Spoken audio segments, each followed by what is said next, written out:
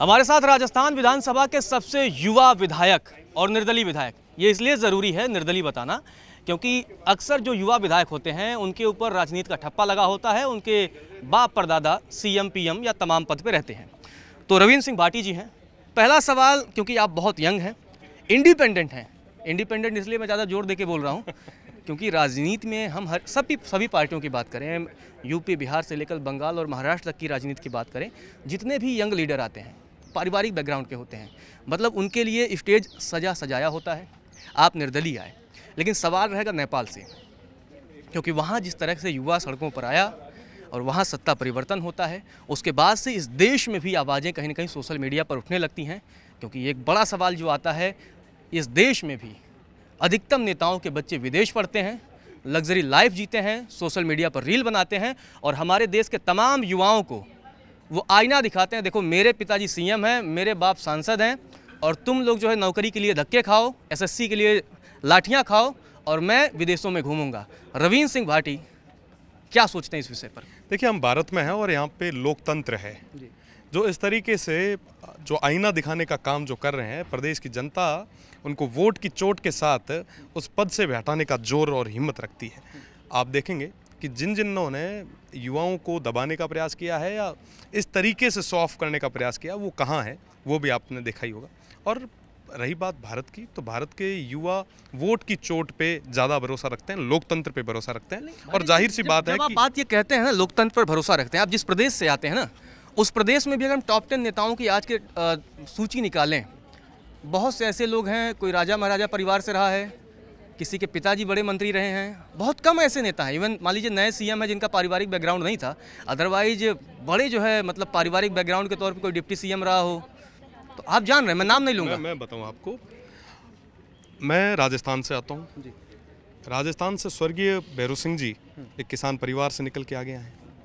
मैं बात करूँगा अशोक गहलोत साहब की, जो उसी जोधपुर यूनिवर्सिटी से निकल के आए हैं। उनसे पहले भी तमाम बरकतुल्ला खान साहब का मैं बात करूंगा, मैं मोहनलाल जी सुखाड़िया की बात करूंगा।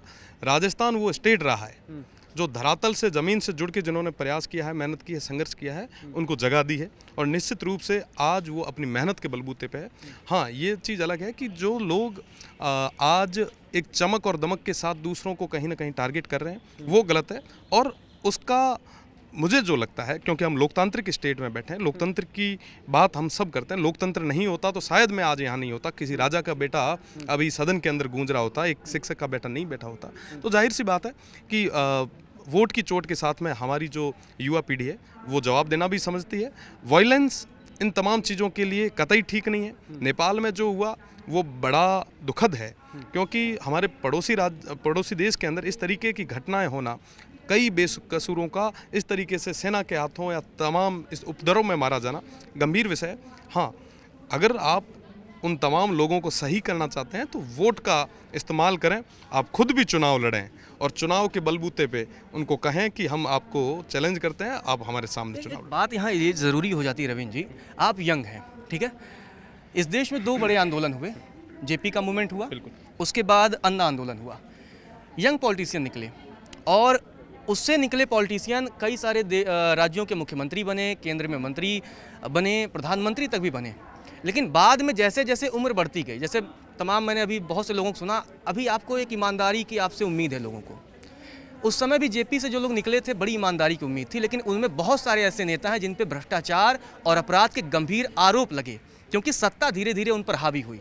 अन्ना आंदोलन से भी जो लोग निकले उनको आपको पता है कि वो लोग जेल गए, भ्रष्टाचार के तमाम उन पर आरोप लगे। तो इससे कैसे अछूता रहेंगे रविंद्र सिंह भाटी?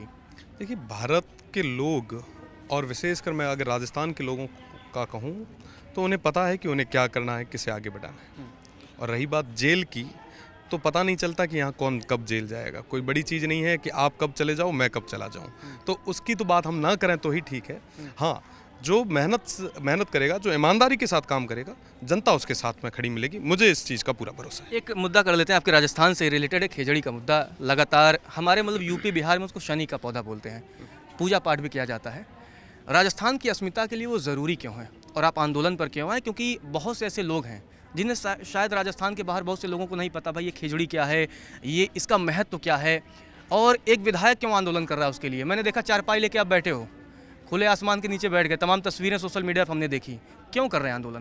देखिए, मैं आपको बताना चाहूँगा कि ये खेजड़ी एक पेड़ नहीं है, ये वो कल्प वृक्ष है। हमें रेगिस्तान के कल्प वृक्ष के रूप में भी कहा जाता है कि अकाल जब पड़ते थे तो इसकी छाल का आटा बना के उसकी रोटियों के साथ में हमारे लोगों ने सरवाइव किया है। जिंदा रहने के लिए एक संसाधन वो वही था।